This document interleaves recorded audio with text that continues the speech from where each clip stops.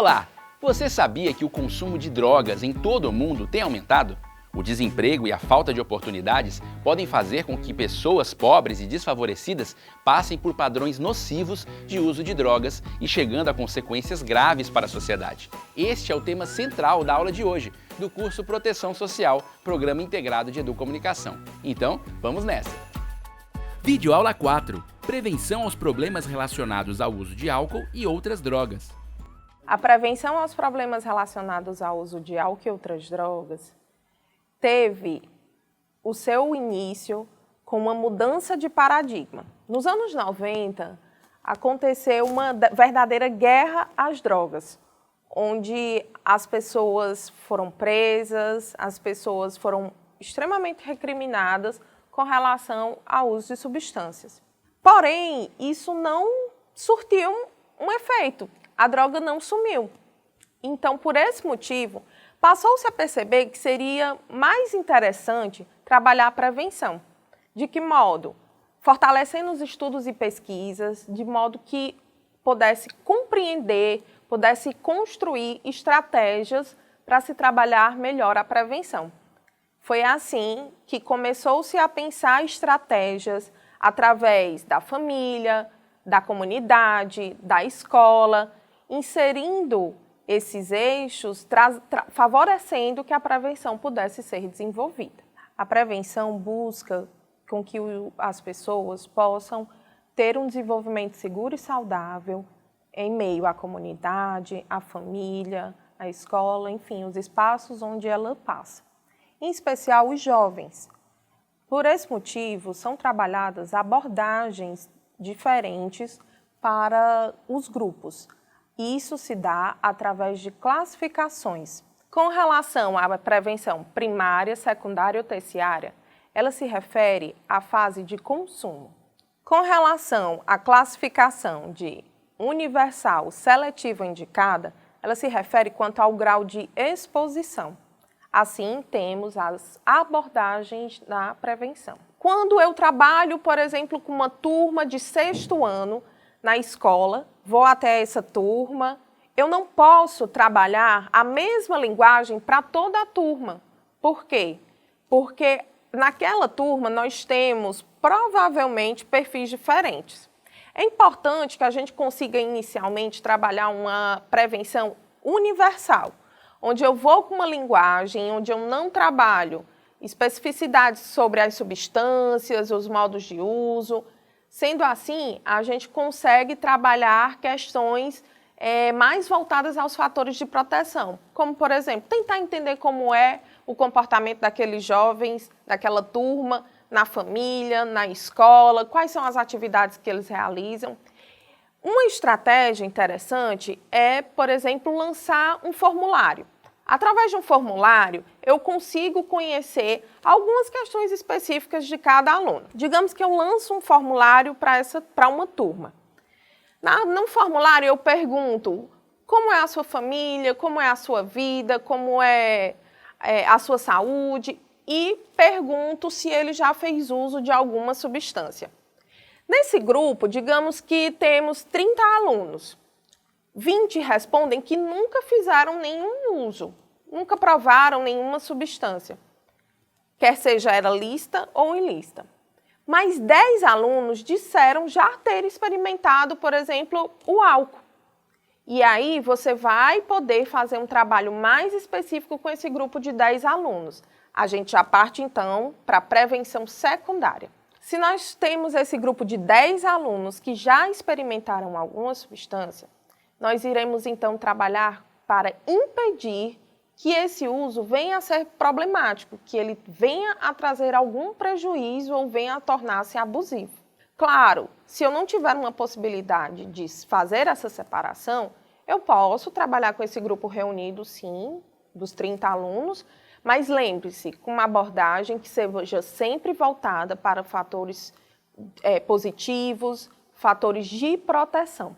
Perceba que eu incluí, nesse exemplo, a escola. A escola é uma grande aliada para a rede de proteção, para a rede de prevenção, que podemos trabalhar a prevenção. A escola, ela consegue integrar a família, a comunidade e a rede de equipamentos existentes.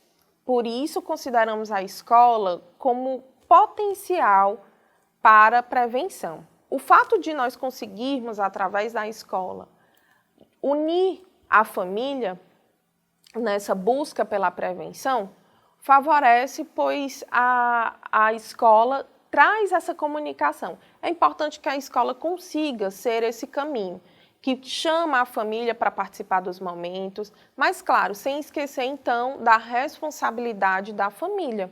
A família, ela precisa ter consciência de que a escola, ela não tem o papel de educar sozinho. A família, ela precisa contribuir, precisa ouvir o jovem, precisa estar atenta aos comportamentos, às turmas com as quais o seu filho, o jovem, participa ou esteja andando, acompanhando. Desse modo, a família, ela precisa estar empenhada também a ser participativa e favorável. Costumamos dizer que a prevenção, ela tem pontos, e aí nós vamos trabalhar o assunto que são fatores de proteção e fatores de risco. Os fatores de risco e fatores de proteção, os quais eu já mencionei um pouquinho antes, são divididos em 4 domínios: a família, a escola, a comunidade e o sujeito. Para cada um desses domínios, nós temos alguns exemplos para que você consiga compreender melhor o que são esses fatores de risco e os fatores de proteção. Vamos lá. Digamos que eu sou uma pessoa muito tímida, muito introspectiva, tenho uma família muito conturbada, pessoas que fazem uso problemático de álcool e outras drogas, pessoas que me agridem, e na escola eu sou extremamente rebelde. Na escola eu não consigo ser muito participativa, minhas notas estão lá embaixo, os professores costumam me deixar de lado. E, além disso, na comunidade eu sou nada participativa, não falo com as pessoas, com os meus vizinhos, não sei o que é que acontece na igreja, enfim. Essa pessoa, no caso, né, eu citei como exemplo, ela tem inúmeros fatores de risco. E isso, os estudos apontam que pode favorecer o uso de álcool e outras drogas. Desse modo, nós buscamos sempre fortalecer os fatores de proteção. Vou citar para vocês, por exemplo, um exemplo, né? Se eu tivesse todos esses fatores contrários, como seriam os fatores de proteção? Digamos que eu sou uma pessoa alegre, sou bem comunicativa. Na escola, eu consigo me comunicar bem com os professores, com os meus colegas. Sendo assim, eu tenho boas notas, eu tenho bons relacionamentos, minha família é muito compreensiva, está sempre ali conversando comigo, me dando orientações, estão sempre ali interagindo comigo. E na comunidade, eu sou bem participativa. Conheço o CRAS, conheço o trabalho da Unidade Básica de Saúde, conheço as pessoas da igreja que moram próximas à minha casa e estou sempre participando das atividades da igreja. Desse modo, perceba, eu tenho inúmeros fatores que me fazem não aproximar-se do álcool e outras drogas. Então, é isso que os estudos apontam como sendo fatores protetivos. Ah, Natália, mas aí você pode estar buscando algo que... Você está almejando algo que é um pouco impossível de conquistar, né? Ter tudo muito perfeitinho, muito direitinho. Pode ser que eu seja uma pessoa tímida, retraída, na escola não tenho tão boas notas, mas... Se eu tiver professores que estão empenhados em me ajudar, que conversam com a minha família trabalha ali uma comunicação, um incentivo, mesmo que eu não seja tão integrada à comunidade, mas se eu tiver mais fatores de proteção, eu vou ter uma tendência maior a estar distante do uso de álcool e outras drogas. A prevenção, ela busca construir estratégias, produzir estratégias, executar estratégias que favoreçam com que esses fatores sejam potencializados e sejam, de fato, desenvolvidos.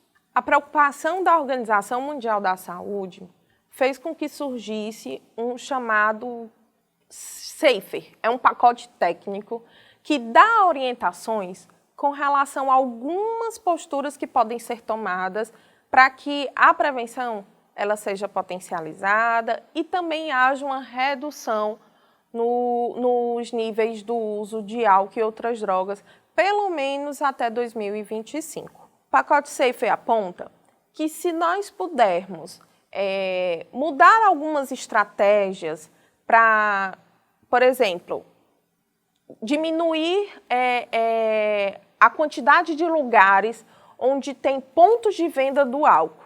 Isso vai favorecer a redução do consumo. Por quê? Se eu não tenho tanta facilidade de encontrar o álcool, eu vou acabar desistindo. Perceba que hoje no nosso país, qualquer pessoa, desde que ela tenha mais de 18 anos, ela pode ir a um supermercado, comprar uma determinada quantidade de cerveja, por exemplo, que é inclusive a bebida mais consumida pelo brasileiro, e ela pode colocar no isopor e vender em qualquer lugar na cidade. Ela pode vender na calçada da sua casa, ela pode vender em algum outro espaço, e isso não será proibido. Além disso, a gente também vê muito comum as propagandas. As propagandas, elas não têm uma limitação, né, principalmente a cerveja, então isso favorece que aquele jovem vislumbre aquela situação positiva, que é como normalmente aparecem nas propagandas, né? As propagandas costumam ser com mulheres muito bonitas, em festas, ambientes que muito chamam a atenção do jovem. Então, por esse motivo, seria interessante também que houvesse uma limitação com relação à questão da propaganda, né, dessas divulgações. Inclusive, a internet teve aí, durante a pandemia, um boom com relação a essa questão do uso do álcool, porque, inclusive, patrocinou muitas e muitas lives de cantores que a gente gosta, que a gente admira e que a gente acompanha, né? Então, isso favorece, sim, com que haja aí um consumo aumentado. Uma outra questão se refere a trabalhar, então, essa limitação dos pontos de venda, trazer uma fiscalização, assim como também, quem sabe, trazer formas de aumentar o preço.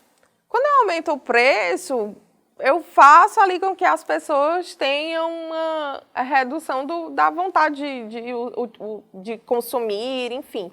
Quando vai a algum restaurante, em alguns restaurantes eles já fazem isso, eles já colocam o valor da cerveja ou de alguma outra bebida com um custo mais elevado, justamente para que a pessoa possa se interessar mais pelo cardápio do que por a bebida. O pacote SAFER nos faz atentar que quando nós temos mais ambientes que possam atender a pessoa, dar diagnóstico, dar orientações, isso favorece também que a gente possa estar cuidando das pessoas e diminuindo aí os riscos de problemas à saúde, enfim.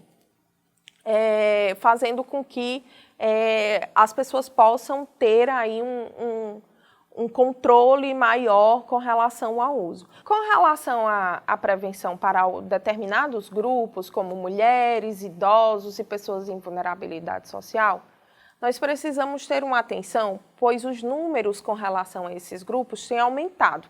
Os estudos apontam que, apesar de as mulheres elas não terem aí superado uma quantidade com relação aos homens do consumo, né, com relação ao consumo, mas tem aumentado e os homens têm estagnado, digamos assim.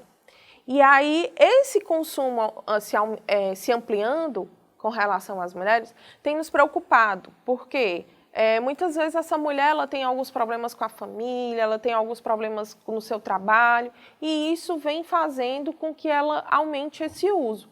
É importante que a gente consiga trabalhar a inserção das mulheres, desses grupos, em atividades que possam favorecer a escuta, né, para que a gente possa acolher cada vez mais as mulheres, assim como também os idosos. Outra questão que traz uma preocupação com relação aos idosos é o fato de que eles normalmente possuem doenças crônicas. E aí, essas doenças crônicas acabam sendo controladas por meio de medicações. A interação do álcool com essas medicações pode trazer uma toxicidade que pode resultar em prejuízos muito maiores, né? Assim como a gente busca evitar e proteger jovens de até os 18 ou 21 anos, por conta do seu desenvolvimento cerebral que ainda está em andamento, a gente tem que ter um cuidado com esses outros grupos. As pessoas em vulnerabilidade social, em especial as pessoas em situação de rua, são pessoas com as quais a gente pode sim trabalhar a prevenção. Você pode pensar, poxa, Natália, mas uma parcela dessas pessoas, não a totalidade, elas já fazem algum uso problemático ou abusivo e por esse motivo você pode achar que não, que a gente não pode trabalhar a prevenção com essas pessoas. Mas sim, nós podemos. A prevenção terciária, né, que é voltada justamente para pessoas que já têm algum problema relacionado ao uso. Então, nós podemos trabalhar ações para que esse consumo ele não venha a aumentar cada vez mais. Pode trabalhar em um cuidado com relação à saúde dessas pessoas, para que elas busquem ali um tratamento, busquem um cuidado e possam estar, então, mais livres dos danos gerados pelo consumo abusivo. Parece meio clichê, mas é verdade. Cuidar da infância e da juventude de hoje é fundamental para uma sociedade saudável no futuro. Esse é o assunto do nosso próximo encontro. Enquanto a próxima videoaula não vem, aproveite o tempo para ler e assistir aos conteúdos referentes ao tema de hoje no ambiente virtual de aprendizagem. Até a próxima! Tchau, tchau!